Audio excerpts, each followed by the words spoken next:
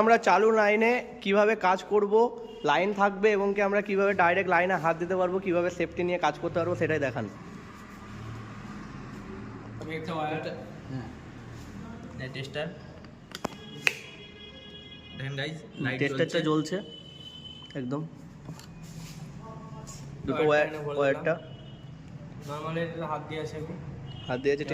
টেস্টারটা ঠেকাও। Tester line আছে sir এটা কিভাবে হচ্ছে? এটা তুমি নিউট্রাল ফেজের মধ্যে যখন সার্কিট সম্পূর্ণ হবে তখন যদি তুমি তার মধ্যে বাধা হয়ে দাঁড়াও তবেই তোমাকে সেখানে শক মারবে, তার আগে না। তুমি যদি অনলি ফেজ বা নিউট্রালে যদি হাত দাঁড়াও তাহলে তোমাকে কোনো সময় সেটা শক দেবে না। তুমি যদি এদের দুজনের মধ্যে মিডল টার্ম হয়ে দাঁড়াও তবেই তোমাকে শক দেবে, তার আগে তোমাকে শক দেবে না। এর কারণে স্যার আমাকে এই যেহেতু তুমি এখন ফেজে হাত দিচ্ছ তোমাকে কোনো কিছু বলছো না, কোনো শক নেই।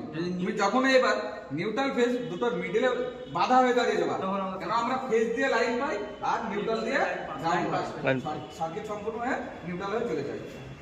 তার মাঝে যদি তুমি মিডলে দাঁড়িয়ে যাও তাহলে তোমাকে শক মারবে, তার আগে না। তাহলে এখানে কি বোঝা গেল?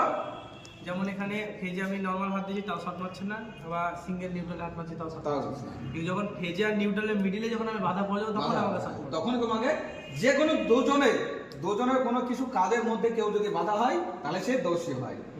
সেই ক্ষেত্রে ঠিক আমাদের এইখানে নিউট্রাল ফেজ কোনো একটা কিছু ডিভাইস চালাবে, ফ্যান হোক বাল্ব হোক, তার মিডিলে কেউ যদি বাধা হয় তখন তাকে সেটা দোষী প্রমাণিত বা তাকে ইলেকট্রিক ফাঁসে বলে শক মারিয়েছে বা শক দিয়েছে। এটা হচ্ছে ইলেকট্রিকের ল। Okay sir.